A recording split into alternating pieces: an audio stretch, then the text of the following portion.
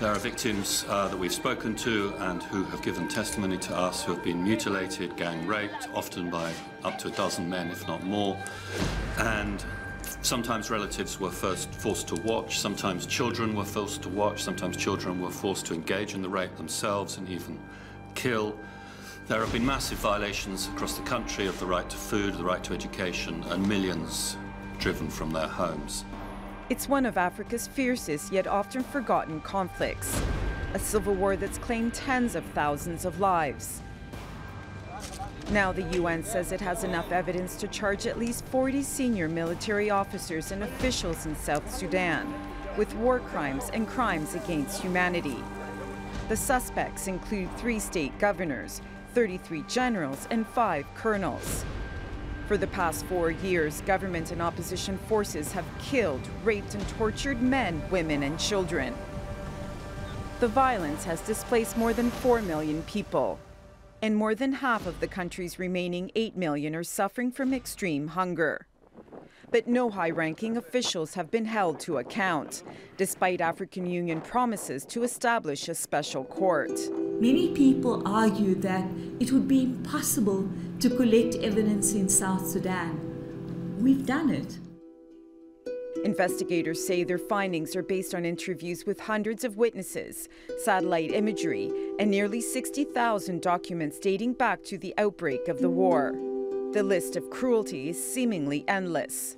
Men and women have been gang raped and tortured on a massive scale. Some victims were beheaded, castrated, burnt alive, or had their throats cut. Others had their eyes gouged out. Investigators also found widespread looting and deliberate ethnic attacks on entire communities and villages. And thousands of children, some as young as 12, have been recruited by all sides in the conflict and forced to kill civilians.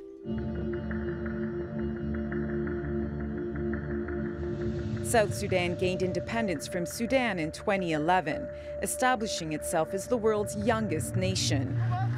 2 years later, it plunged into a brutal ethnic conflict between President Salva Kiir's ethnic Dinka community and the Nuer community of his former vice president, Riek Machar.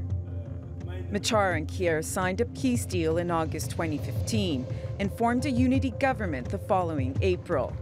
It broke down 3 months later, and fighting resumed. Under the peace deal, the African Union and South Sudan were supposed to set up a special court to try atrocities. But until now, it's failed to take shape.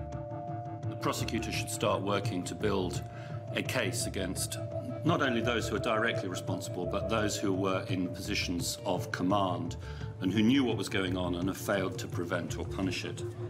Under the 2015 peace deal, elections are scheduled for later this year, and individuals accused of war crimes will not be allowed to hold or stand for office.